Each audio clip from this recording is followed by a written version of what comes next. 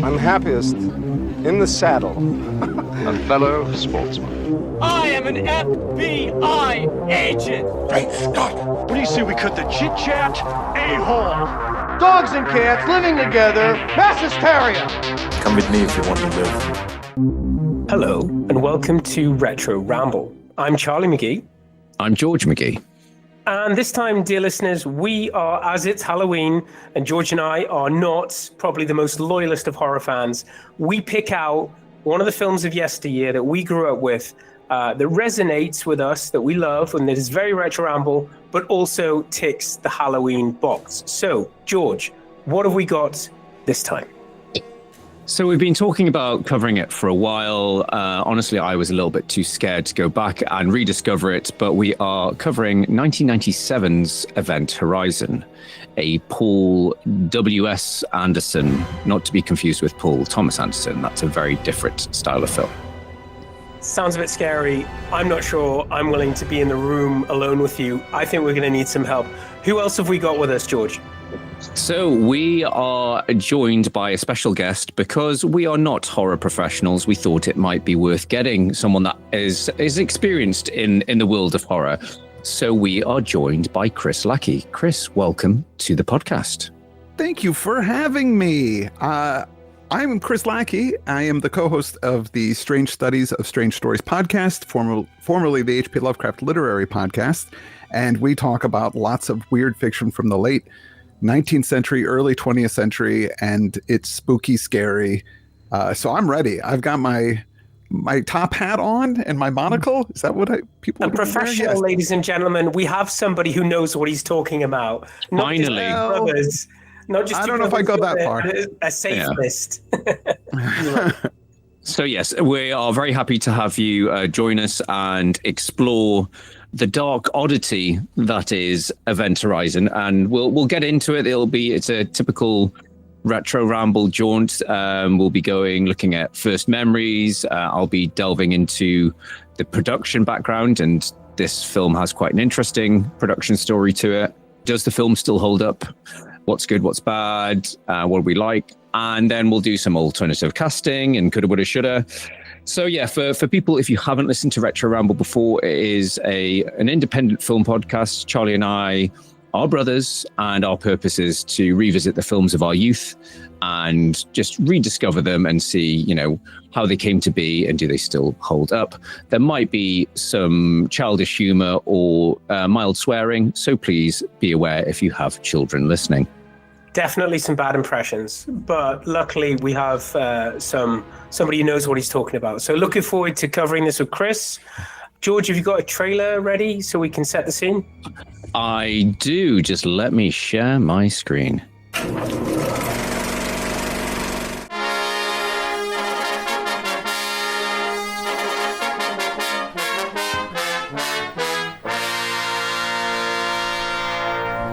She's come back. Event Horizon is the culmination of a secret government project to create a spacecraft capable of faster-than-light flight.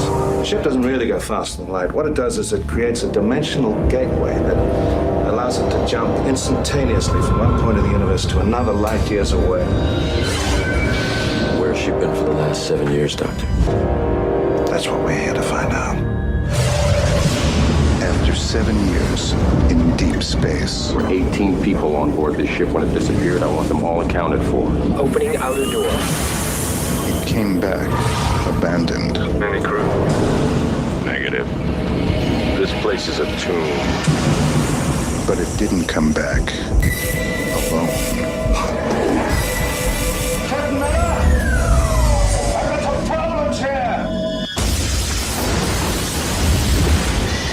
Beyond the boundaries of our universe. Who knows where it's been?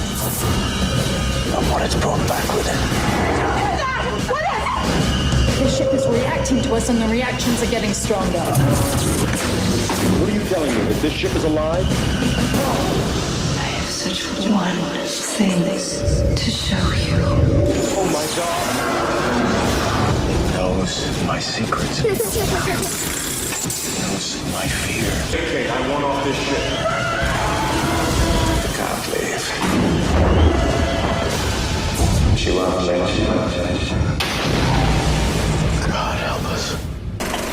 before we get into how we got this film, I think because we have a guest, I think maybe we should start with first memories of seeing this film and let our guest Chris go first. I saw this film first when I was living in Santa Monica in California, and it was on 3rd Street Promenade. I was very jazzed because some folks had told me that they had some sort of Lovecraftian type of cosmic horror element to it. I don't remember if it was in like Fangoria or one of those magazines that I read about it. So people were pretty excited. And I went with my buddy Chad at the time, who I do the podcast with. And I really enjoyed it back in 1997, right? That's the year. Yeah, 1997. Yeah, I thought it was pretty cool. Charlie, I remember my memory is you saw this at the cinema, right? Yeah. This was George and I always lament. This was heyday. Like anything, 1995 to 1999, we were in the cinema as much as we could, and obviously we have rose-tinted biased glasses. But it was a crazy time for cinema. But yeah, and I remember this was a late night showing because it was an 18, and it was like they were clever at the cinema. I don't know if it's always been like that, but. You could see 18s at any time of the day now. But back then it was like, they were always late showings. So it's like you had to go late, you watched it late, you came back late, so, and I'm assuming, George, you'll be able to fill us in on when this actually came out. Was this a Halloween release? It was around... No, it was a summer release. So okay. I'll get into that in the production stories. Just remember being blown away by this. It was the fact that the actors that were in it, and I think the branding and the teaser, how it was teased, it was like, oh, what is it? It's like, it's a sci-fi. So I was like, I'm all in. And it's a sci-fi with a bit of mystery. And then I came out like, that's an amazing, thrilling horror piece that I'd seen. And so I was terrifyingly surprised is how it's summarized. Yeah. Well, I was too young to see it at the cinema. So I would have been about 14, I think, when this came out. But I remember you telling me about how impressed you were by it.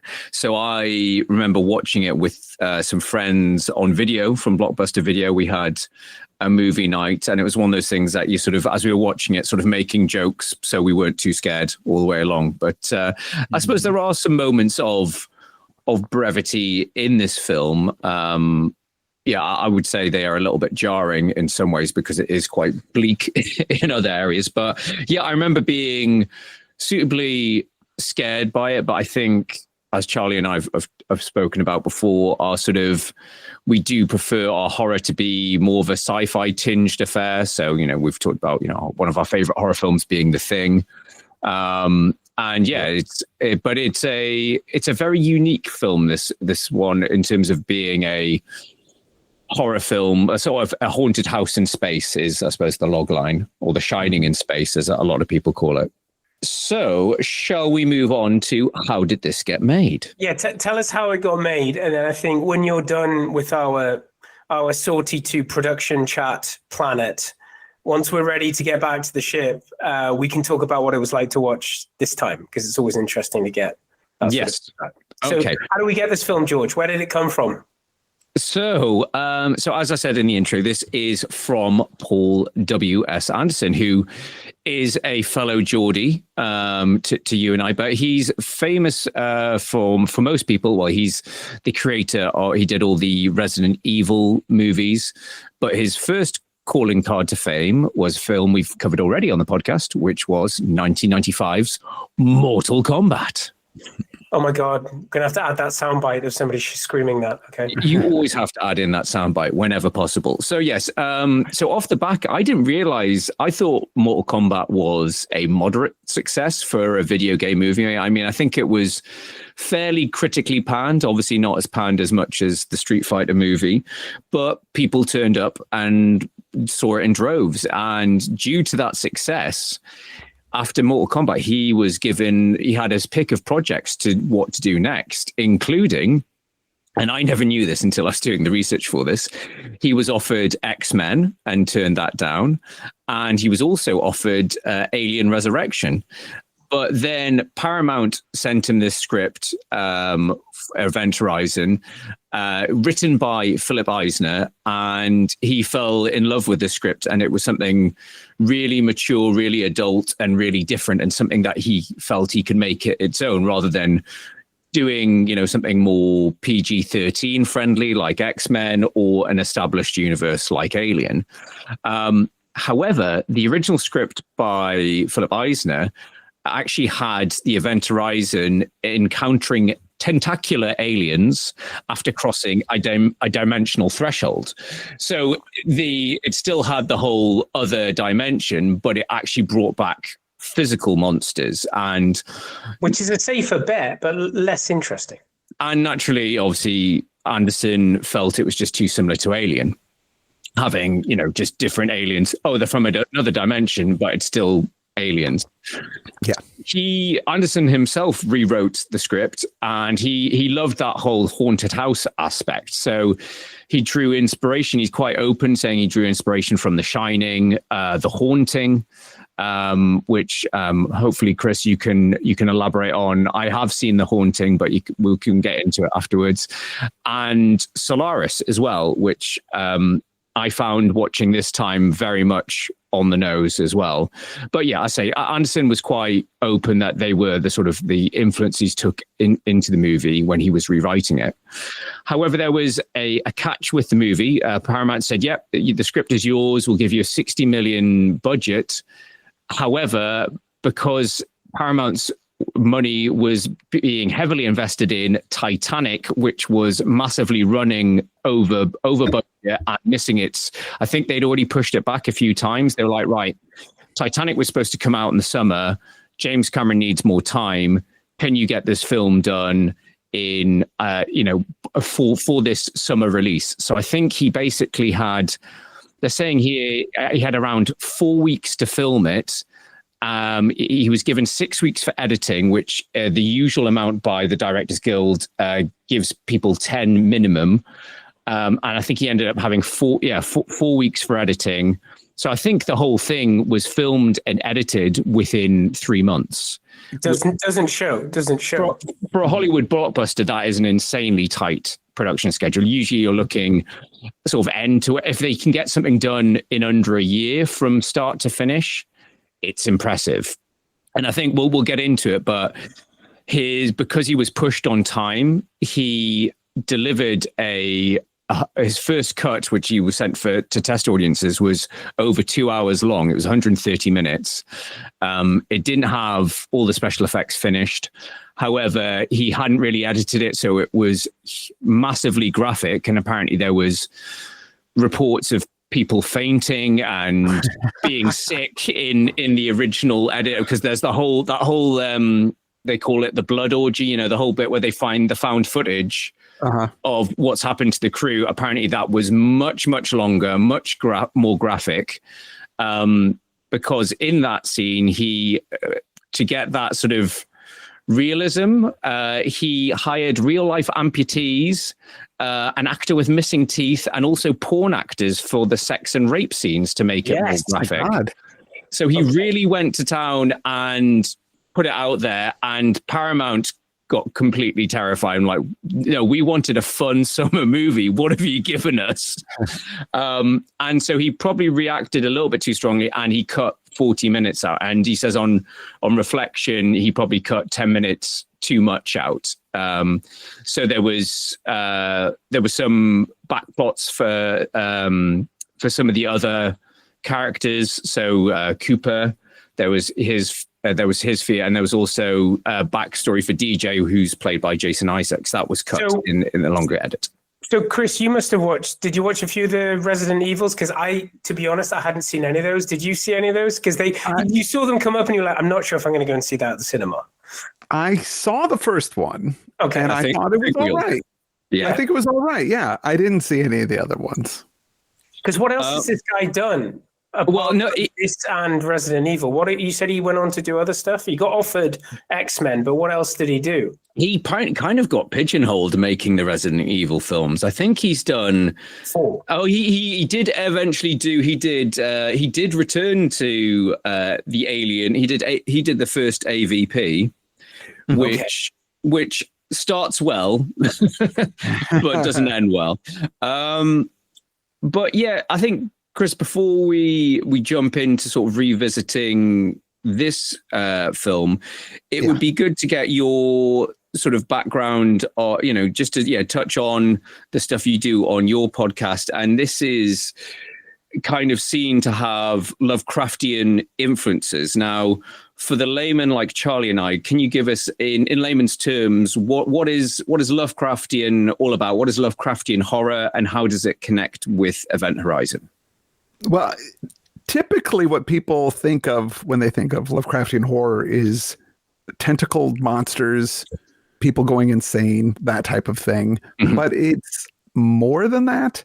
I think a better a phrase for it, or a pair of words, is cosmic horror, not Lovecraftian horror. So what Lovecraft does so well, and a few other horror authors really do it, is that he paints a picture of the universe that is horrifying. It's bleak. It's not evil, because evil has intent and purpose. Like, evil wants to mess you up because you're good and I don't like good because I'm evil. Yeah. It's not like that. The universe just doesn't care. You're insignificant. It's random. It's random. Nothing matters. Your life, your civilization, your species, none of it matters. You're a blink. Everything that you care about is nothing. And it's that revelation that happens in these stories that really makes these Lovecraftian or cosmic horror really powerful stuff. This touches on the cosmic horror, but when, without getting too much into the plot of this movie, by the end of it, it's a little touch of devil, which the devil is very binary. There's good and evil, and that is kind of the antithesis of Lovecraftian horror or cosmic horror. Is that it's just, there's nothing. Because it does tempt that with, like, it was a dimension to anywhere. Have they actually, because I feel like watching this a second time, it's like, have they actually opened up a doorway to hell, or have they just opened a portal to just nuts, darkness, chaos? Yeah. What you're talking about, which is just, there is no good and evil. It's just absolute chaos. And in that, to us, it's terrifying. So Chris, where would this film feature on the radar of the films you typically cover? Well, we mostly cover printed fiction. So we cover actual short stories, but we do about once a month do a film. And this is right up our alley for sure. This is something that we would cover. You were saying The Thing is one of your favorite movies. That movie is perfect. Like, yes, I think that is the apex of cosmic horror. And it ends on such a great note that it just, the hopelessness of everything. And when you win, you don't really win. You win for a bit, maybe for a month or two, maybe a few years, maybe a few centuries. But ultimately, you're going to lose. Everybody's going to lose. And I was going to ask whether the Thing factored, does that fall under cosmic horror? It would be good to get, what are the sort of good examples of movies that really capture the cosmic horror sort of vibe? What other ones would you recommend? Doesn't have to be from 80s or 90s. I mean, what are your favorite sort of cosmic horror movies? There's not a lot, really. Because most people don't like cosmic horror. Like, it's not one of those things. Is it just too bleak? I think it's too bleak, but it doesn't attach itself to the typical story tropes. I think it's the fact that it's so on its own. Yeah, but there are a few that, like, people consider. I'm going to look it up right now because I've just drawn a. I was going to say, I'm sure Guillermo del Toro is very he touches. I know Hellboy has aspects of that, and I know he wanted to. Is it a big Lovecraft novel that always a few people have tried to adapt? Is The Mountains of Madness? Is that right? Yes, but see, the thing with Mountains of Madness is the story's very similar to The Thing. Right. In a way, it's in the Yeah. Arctic or Antarctic, and it's got lots of monsters and tentacle monsters. Tentacle monsters. Well, Yeah. in the story, there's a thing called the Shoggoth, which is an amorphous blob that's constantly changing shape, and it grows appendages as it needs them, which sounds completely like the Thing. Yeah. But the Thing was actually based on a story called Who Goes There Yes. by John W. Campbell, which he was a guy, because he wrote for Weird Fiction as well. So he was a contemporary of Lovecraft's. So Okay. definitely not not inspired. Well, maybe inspired by. We don't know directly if but they were in contact with one another. Okay, for sure. So they're in the same wheelhouse for sure. But John W. Campbell wrote, or was more of an editor really than a writer. So like that's one of his few stories that he's written, and it's surprising how accurate the film is to that original story, because they did another movie called The Thing from Another World, the Howard Hawks one. Yeah, which is pretty divergent from the original story, but like the character names, there's the story beats are all there from the Thing from the Who Goes There. So yeah, it was really good. Actually, now thinking of movies, I think Annihilation. Perfect cosmic horror where it's you don't Grasp really it. you don't really understand what was going on. There's been a few Lovecraft adaptations. I was involved. I was one of the producers on the Call of Cthulhu film, which was a silent movie adaptation, and it won a few film festival awards. There was The Color Out of Space, and Nicolas Cage in it. Yes, that's the one I was thinking of, yeah. If you want to go back to the 70s, there's a version of the Dunwich Horror, which has Harry Dean Stanton in it, which is not very good. It's sort of like a psychedelic orgy cult kind of hippie thing, like the cultists are all kind of hippies and stuff. Right. There's a Sam Neill is in this, who's in this film. He was in a movie called The Mouth of Madness, which was John Carpenter's love letter to Lovecraft. Right. Yeah, I've heard people say that I think John Carpenter has there's a trilogy of bleakness or the apocalypse, and I think The Thing, the Mouth of Madness, and I can't remember the other one. I don't know if it's Prince of Darkness, probably. That's it. Yeah. So is the line between all of these is that it really does need to have some sort of cosmic connection? Yeah, I think that it has to frame humanity in a very bleak and insignificant light, and it's the characters coming to the realization of that is part of the cosmic horror, or the audience for that matter, watching it and going, oh geez, like it gets none more bleak than this. This is it. I think as I'm connecting to the bleakness, my mind just goes to one of the bleakest, weirdest films I've seen, but it is really just about tripping, which is Jacob's Ladder. Yes. It's probably not because cosmic in a way, but like where he goes, it's like it's all over the shop. Yeah. I think what's interesting, I love that movie. That movie's awesome and really freaky and unsettling, terrifying.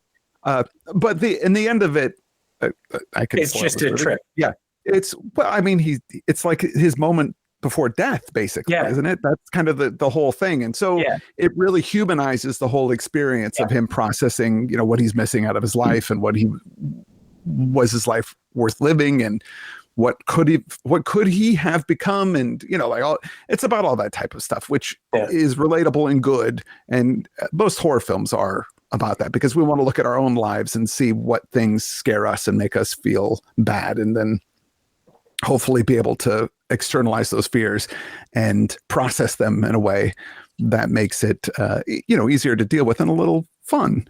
And I mean, cosmic horror in a way, it can be freeing if you look at it, where like humanity doesn't matter, the world doesn't matter, my life doesn't matter. So if I'm a screw up, who cares? In 1,000 years, nobody's going to remember all the stupid stuff that I did. It doesn't matter. And in that, you can be a little free and not be so bogged down by all the pressures of society and your family or whatever it is that is making your life more difficult. Yeah, no, 100%. And so they went to this cosmic place with this film, and they decided on what they decided on. George, do you have any intel in terms of plot direction? Was it always going to be this? You said he made some cuts. He didn't change the original plot. So yeah, as I say, I think Anson wanted to bring it back to more of a stripped down horror haunted house in space rather than it being physical monsters. It was more that, I suppose, as I say, I watching it this time around, I really got the Solaris influences where it's bringing your fears to reality, bringing your deepest, darkest. It knows your fears and it's going to realize, it's going to manifest them. And yeah, I think that was the sort of the main thing. And obviously the thing I did like about going back and watching this film, and it does have some weaknesses. It is a bit rough around the edges. It's a bit rushed. It does feel like it needs another 15, 20 minutes. It seems to ramp up very quickly after a good, interesting first half hour. But the thing I really appreciate is the production design in this. I think it's got fantastic production design. And apparently the Event Horizon, they took inspiration from Paris's Notre Dame. In terms of they pulled apart the cathedral because apparently it was such an imposing, to show, apparently the build of Notre Dame was to show the awesome power of God. And they pulled apart key parts of that architecture and have used it in different parts of the ship. And obviously the ship itself, when viewed from above, is a giant crucifix. So there's a lot of... I only noticed that this time. Okay. It went over my head. I completely missed it. I did think at some point, I was like, who designed this ship? Did they, like, when the designers were looking at it, they're like, guys, this is really menacing. Let's really amp it up. Because it is like the infirmary and like the main bit. It's really imposing, even when the lights are on. It's just like, okay. But yes, when this film starts, it is very reminiscent of other films. As I say, I've already called out Solaris, but the alien influences in terms of the production design, the crew, are very hard to escape. I think it's fair to say. Yeah, I have to admit, in the beginning, I was put off a little bit. The first line in the movie, it's Sam Neill wakes up. I think it's the first line. Sam Neill wakes up and he's from a nightmare, and then he looks over and there's these pictures of this woman. His shrine. Forlorn. Yeah, it's his shrine. Shrine. Like, okay. And I'm like, oh, okay, that's his dead wife, obviously. But then he looks at the pictures and he says, I miss you. And I was like, oh, you didn't need to say that. No, we understood. Show, don't tell. Yes, yeah. And then I was like, oh no, this is not going to be good, is it? My memory is better than the actual movie is. And in ways I was wrong, but in ways I was totally right about it. But then Sam just took his shirt off and showed you how buff he was in 1997. Like, oh my God, Sam Neill. He was sucking it in for sure. Yeah, you can definitely see there's a little bit of the Roger Moore. If I just hold it like this for a little bit. Yeah. Give me any lines in this scene, I'll be holding it in. Yeah, from like the lower chest up, he looks great. Yeah. And then I was also super excited to see Jason Isaac and Sean Pertwee in it as well, because I didn't know who those guys were back then, but they've become famous now. Exactly. Yeah, exactly. I think that was one of the first, big films that Jason Isaacs was in. I think he had a tiny part in Armageddon the following year, but then it would take Sean Pertwee. I think he was sort of rose to fame around that time as well. Started with Nescafe adverts, and then it was all gravy.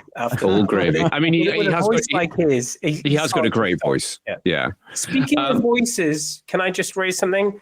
I don't know if Chris would have picked up on this. Can we talk about Jason Isaacs' accent? What is it? Is he supposed to be Irish? He starts off Irish, and then he goes a bit Yorkshire. I'm not sure you pick up on this, Chris.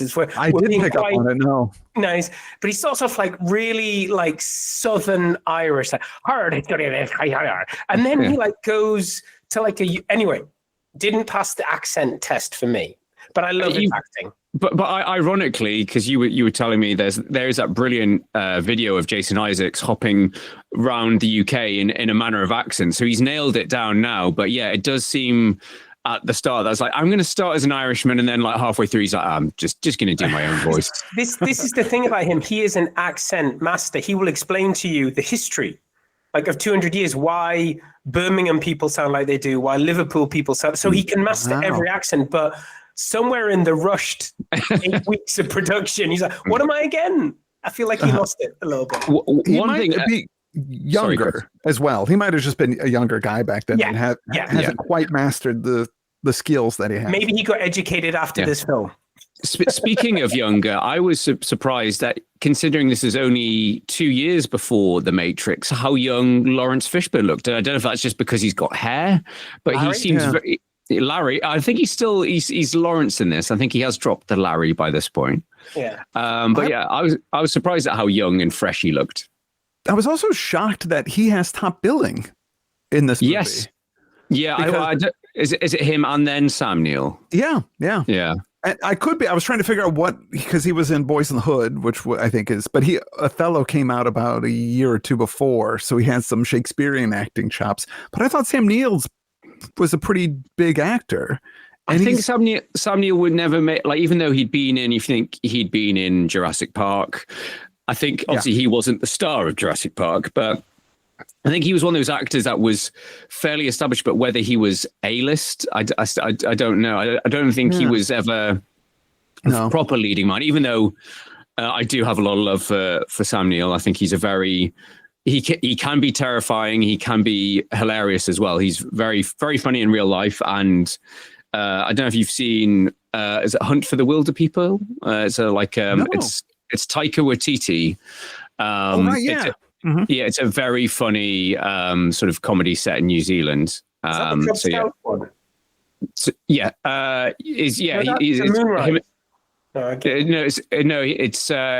and a sort of teenage delinquent kid get sort of lost in the woods, effectively. But it's very funny. It's worth checking out. But I can't remember that film he was in with Nicole Kidman and.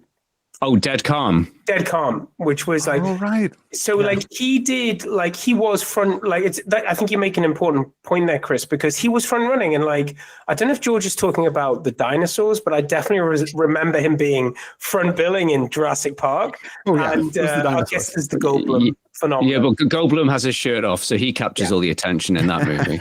But he was so proven, and that's why actors top of the game. And yet, Lawrence, I love the fact that he's rocking up and he's playing the stern captain. But I don't know. I always knew like that this was a rushed film, and I'm always surprised when I go back to it. I'm sorry, we're getting into the minutia here, but it still looks good. Like all these years, I don't know what you guys think, but I know you're picking saying it's a bit rushed in places, George, but for the time. No, don't get me wrong. I say the look, it still looks, I say the production design is amazing. I think a lot of the special effects really hold up. There's that brilliant opening shot that, just to jump back to the scene that Chris was talking about where Sam Neill's, worshipping his dead wife with the shrine. And then it zooms out of his little room. And I think it's a 45-second shot. And apparently that took, I think it cost a third of the budget and took 10 weeks to create at that time. But yeah, I think there are some fantastic special effects in this. I just think towards the end, it just does seem to like really rush forward. Going back to Lawrence Fishburne and Sam Neill being in this, it's a little, from a screenwriting standpoint, it sort of breaks convention because Sam Neill is the protagonist until about halfway through the movie, and then it switches over to Lawrence Fishburne's character. Yes. That doesn't happen too often. I totally agree. Like, it's like Sam Neill is very much, I'm here. I'm on a mission for good. I'm going to save the people of this ship. Yeah. And then I'm going to become the Antichrist or something. Whereas Lawrence Fishburne is the antagonist. And then, it's a very, that's why I think I like it. And I hear what you're saying, George, where you say it does, I don't want to accuse this film of following similar tropes, because when I see this film, you were talking about similar films of the same time. 1 year later, we would get Sphere. And I mentioned to George, hey, when are we going to cover that? And George's response was like, a bit dull. It's not Event Horizon, but it is playing with manifestations. It's got big actors in it. And there were, since then, we've had Sunshine from Danny Boyle. There's a lot of similarities with Sunshine. There is a lot, but that film goes down the, how are we going to end this?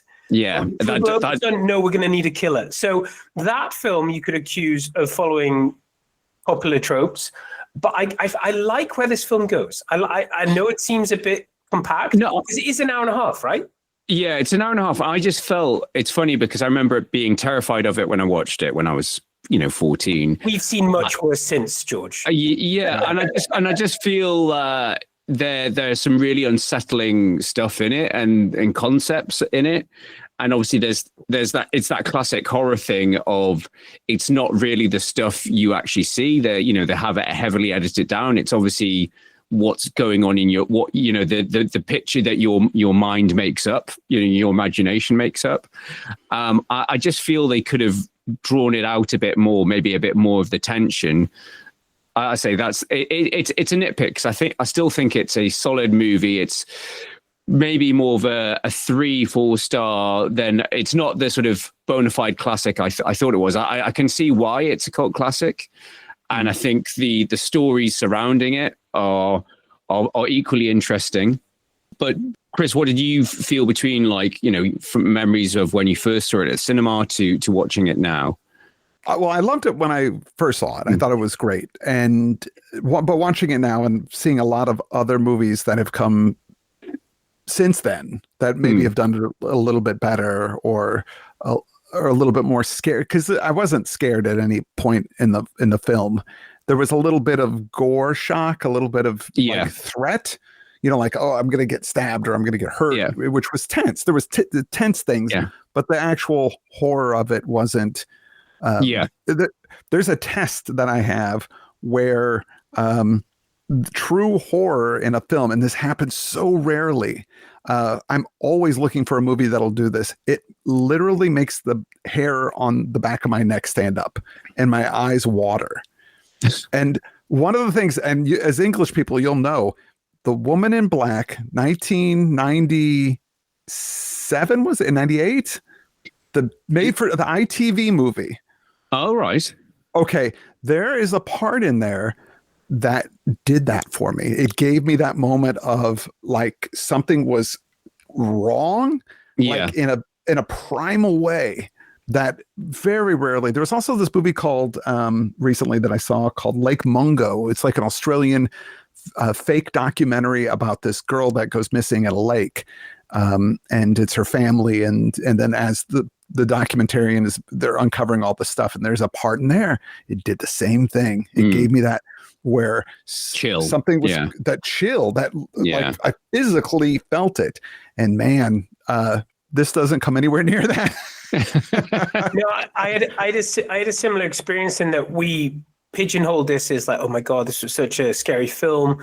And, I remember where I was now, where George saying in his first memories that he was 14. You have to imagine, this is the age of me being 18. So what did I do every weekend? I went to see every single 18 film I could see, because I was stick it to you guys. I can go. And so there was that. But now watching them, especially, I don't know where everybody else is, if you're a fan of Alien, if you've been watching Alien Earth, but watching some fresh thing of what the hell is this thing going to do next? It is kind of edge of your seat stuff because you know where the franchise has been. And so putting this on, I was like, this is a walk in the park. Well, as I say, I think there's this film has such a cult following behind it because there's the whole thing of this lost cut. So, Paul W.S. Anderson cut out 40 minutes. And, this was just before the DVD boom that, Charlie and I always talk about. Charlie talks about watching his Matrix DVD on his PC, on his monitor. But this was just before the DVD boom. And because it picked up, it was a bit of a flop at the cinema. A lot of good, like The Thing was, but it picked up on video and DVD. And so much so, Paramount were like, hey, this is doing really well. Can you pull together a director's cut? And apparently all the footage had been put in a Transylvanian salt mine and for storage, and the original footage was too damaged to be used. So it's apparently irreplaceable. But then in 2012, Anderson said at Comic-Con that the film's producer, Lloyd Levin, had rediscovered the original cut, the 130-minute cut, on a VHS. However, they felt that it would still be too poor to transfer onto DVD. So I think it's created this mythic cut of there are the real sort of gore heads and horror fans that want to see that unedited madness of, the stuff that had to be cut out. So that's like a holy like the holy grail of bootlegs. I mean, now the YouTube exists. It doesn't matter. But hunting down bootleg, I remember I had a friend of mine got me a bootleg copy of Evil Dead Army of Darkness before it came, because it came out in the UK before it came out in the States, and it was all right. It has a different ending in the UK than it did in the United States as well, where in the UK version he has to drink a potion. Yes. And then wakes up. Yeah. And the other one, in the American version, it's like he just skips to modern day and he's working at S-Mart, and the demon shows up and he has to fight the demon at the S-Mart, and that's the end of that version of it. Which it's a bit more cosmic horror and those guys, are huge Lovecraft nuts as well. Yeah. The Raimis and all that. So it's the bootleg though, having VHSs. I remember at a Comic-Con, must have been in the 90s for sure, I was able to get a copy of the Star Wars Holiday Special on VHS. Oh, which is still I think only bootleggable, because I think George Lucas is refusing to show. You can see clips of it on YouTube. I don't think you get the whole thing. It's pretty terrible. That's what everybody says. It's unwatchable. And I remember when we got it, we were like, we got it, yeah. And we all sat down, and me and my nerd friends, and we just started watching it. And in 5 minutes into it, we're like, what the hell is this? Who thought this was a good idea? CBS. They have like some sort of like contractual thing where they can do a thing to support the toys, I think is why they George Lucas, I don't want to do anything with it. But they had all the actors contractually obliged to do it. But the primary characters are Chewbacca's family. Yes, and is it like Happy Wookiee Day or something? It's like Life Day is what it's called. Day. Yeah, Life Day. Yeah. And the Wookiees don't speak English, so there's whole like 7-minute scenes of and we're just like, how long is this going to go on? This is insane. But that was the joy of bootleg. And YouTube now, you can't, it's just ruined it all. Yeah. So I say it's almost become this mythic thing, the uncut version that no one will, even in this age of DVD and everything, that we won't get to see. However, apparently they just this year that they've done a comic book prequel by IDW Publishing. So there's obviously still enough interest and an audience for Event Horizon. But apparently, I mean, Charlie and I are both gamers. Are you play any games, like any video games, Chris? Yeah. I play right now. I'm late on it. Horizon Zero Dawn. I'm playing the first version because the remaster came out for PlayStation 5, so I've been rocking that.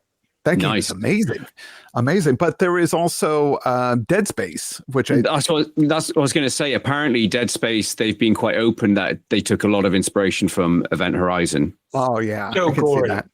The best bit in Dead Space is when you can pull off a zombie's leg and use it to beat to death a new zombie. Well, that's what you should be able to do. We all need after a hard day's work. And if you haven't got a zombie leg available, then you can rip off a bit of metal from... Anyway, you get the idea. It's about bashing zombies. So, as I say, this film was originally sort of trashed by critics as being very derivative when it came out. But it has gone on to become a belated cult classic. And so much so, in 2024, Variety named it the 94th best horror film of all time. So it's just in the top 100.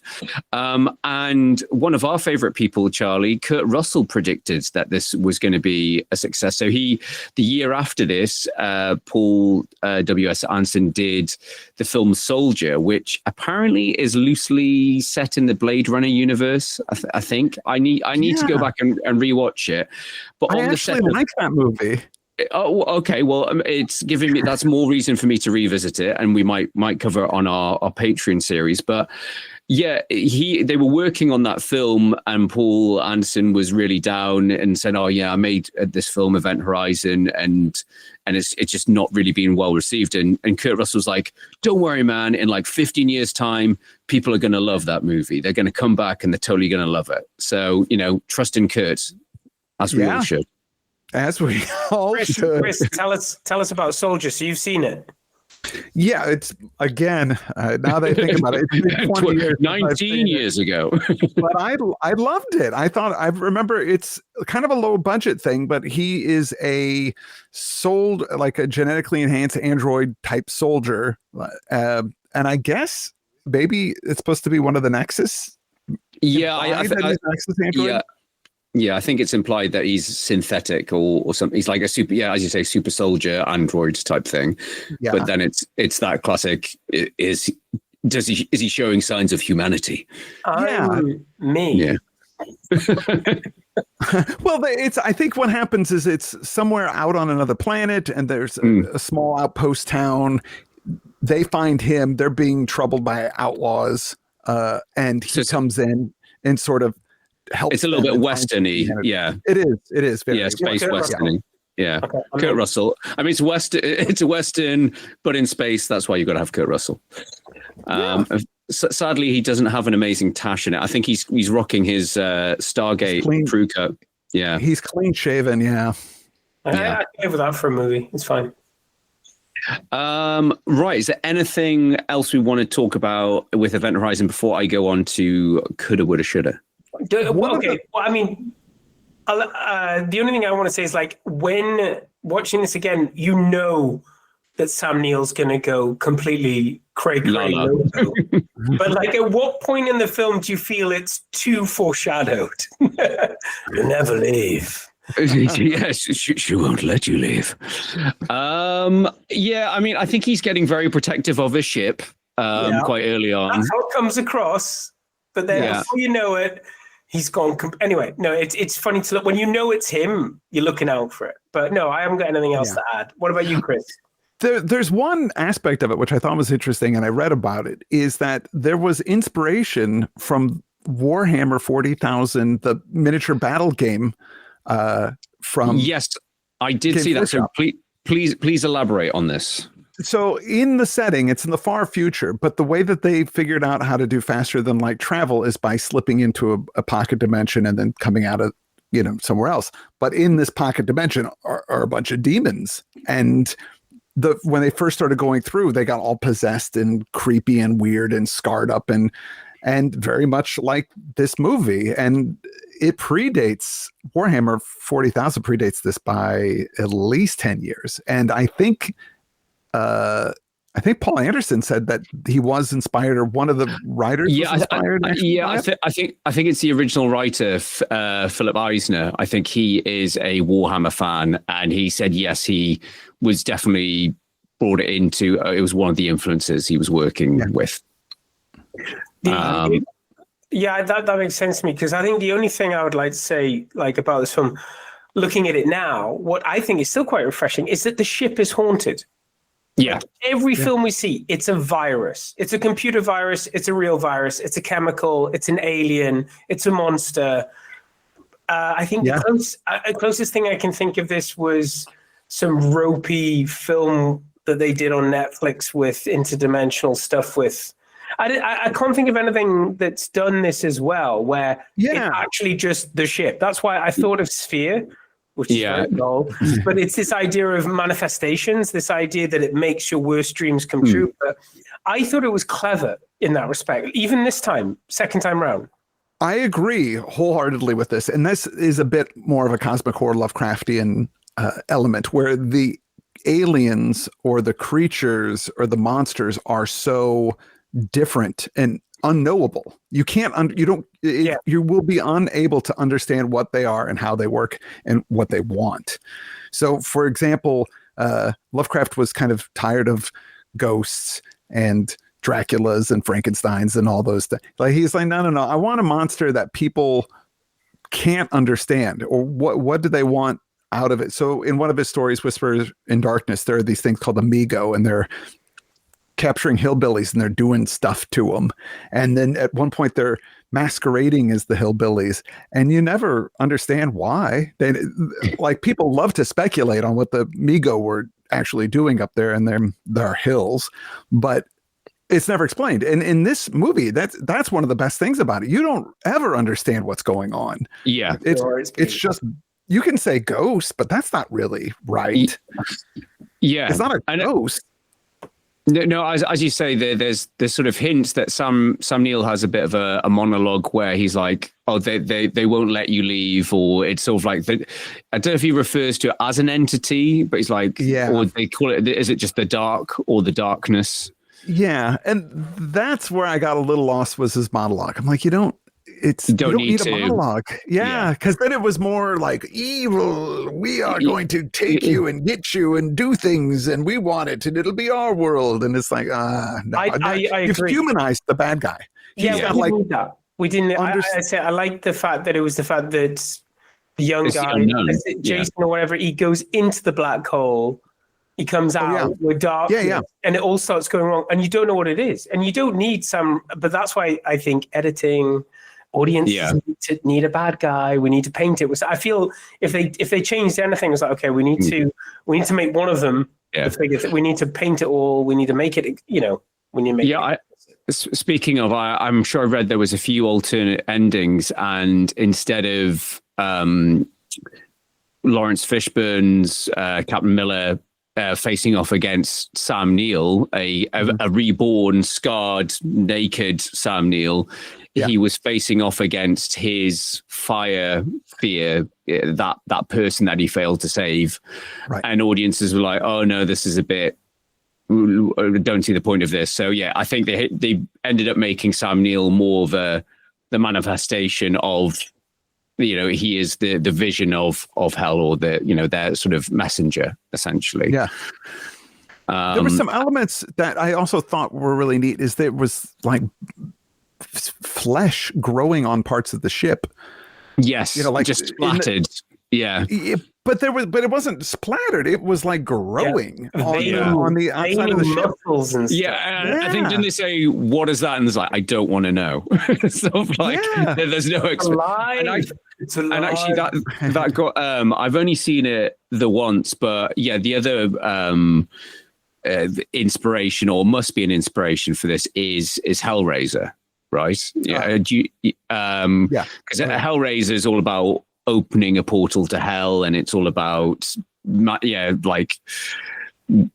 people torturing themselves, and it's a little more it's interesting because I think people see the Cenobites and they just think, that's what it's about, but it's about sensuality, as in the people who want more extreme experiences. So it's also pleasure, and that's something that's talked about a lot in there, is that when you play with the cube, you get all this like intense pleasure, but then that is not enough. The sacrifice. You need the pain. You need more of all of that stuff.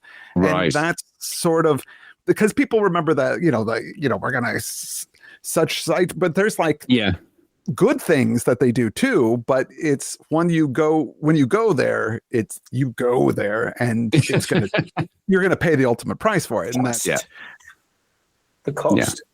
The cost.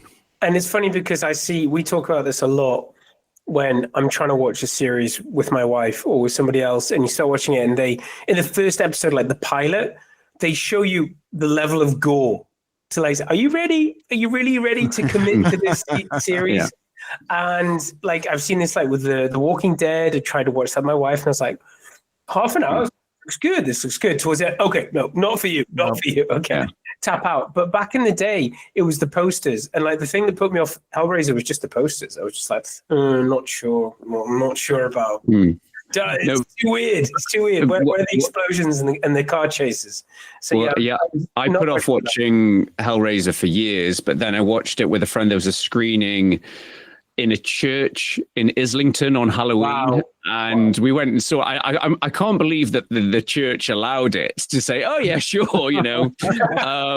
But the thing was, because it's like dated and there's some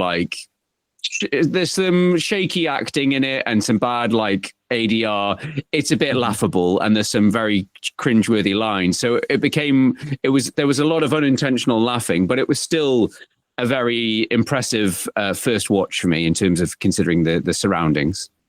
Your scientists were so preoccupied with whether or not they could, they didn't stop to think if they should. Right. Shall we do coulda, woulda, shoulda?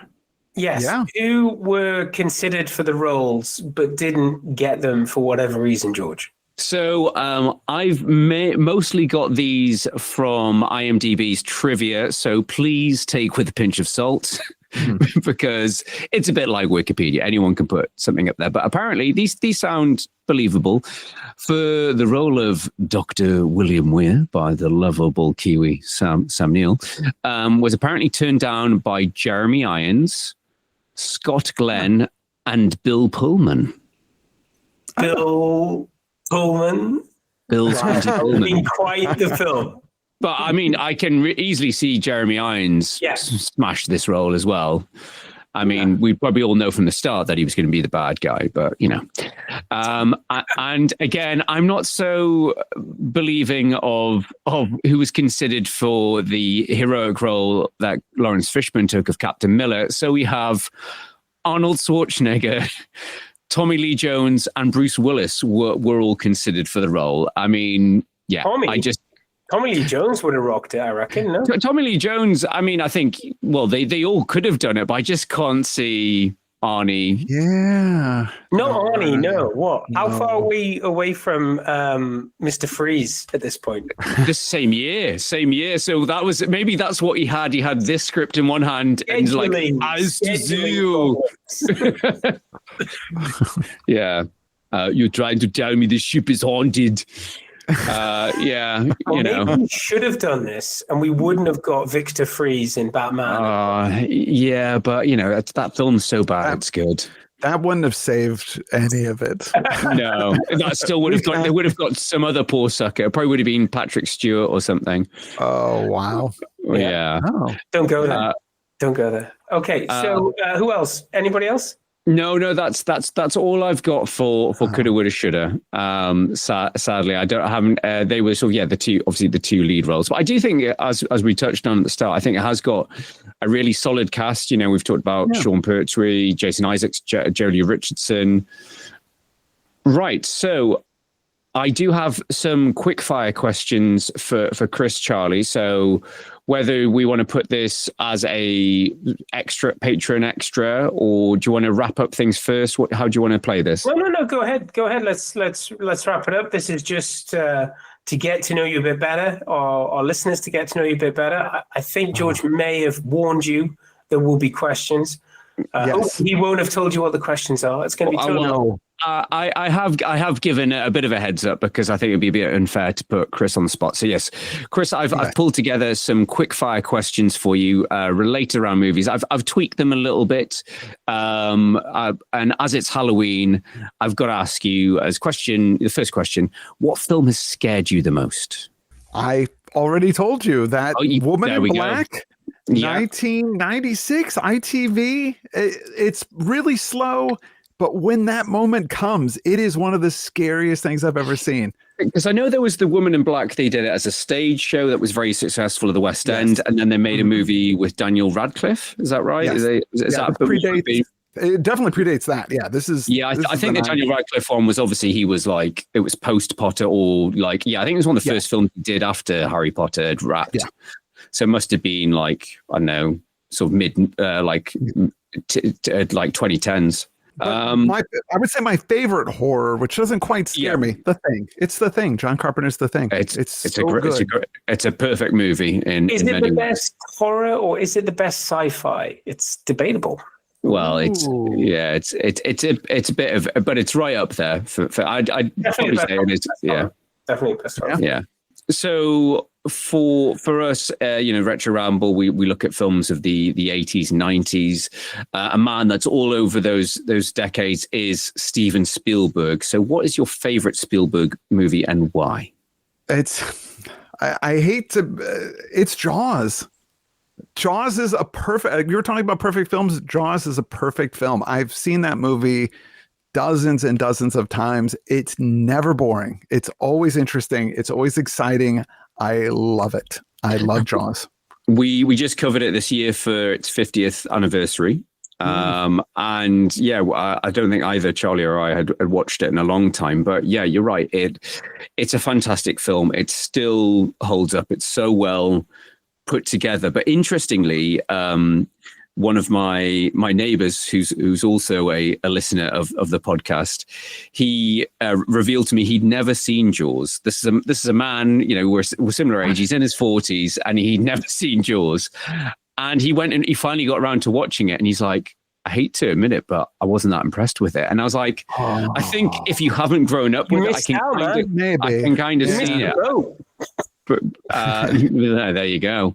But yes, I'd agree with you. I think you just watching Jaws, you see so many Spielbergian touches that he would then sort of repurpose elsewhere in other great films. But I remember being terrified of that film so much I couldn't watch it. I tried to watch it, couldn't watch it, tried to watch it.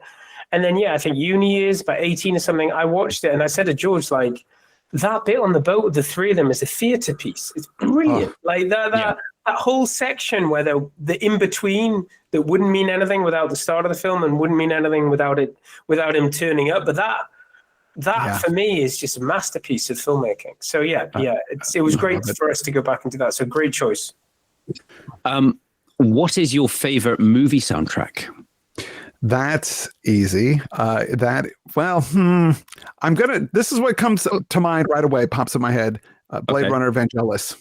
Oh, good choice. Because I listened to that in the 90s, like almost every night as I went to sleep. Like I just loved it. I loved it so much.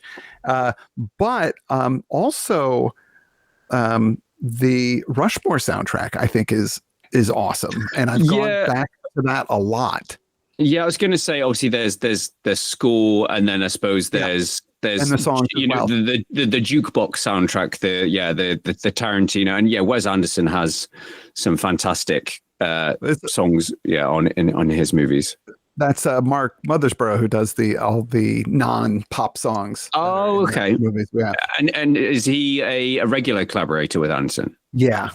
Or was. I don't know, in the last few decades. Yeah. I guess it has been that long.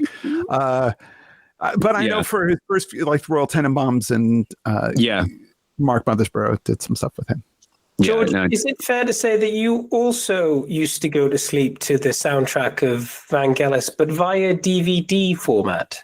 Well, yes and no. So when I was at uni in the early noughties, I would get back from the pub and I'd be like, I'm going to stick Blade Runner on. I'm going to stick it on, and then I would fall asleep. Usually, the time the measurement was, my friend would say, "Did you get to the owl scene?" And I'd say, "No, I didn't get that far." No. And then I realized the perfect tack. I was like, "Why am I putting the DVD on when I've got the soundtrack on CD?" So I just go straight to bed, put the soundtrack on, and then I was already in bed. I didn't have to wake up on the sofa.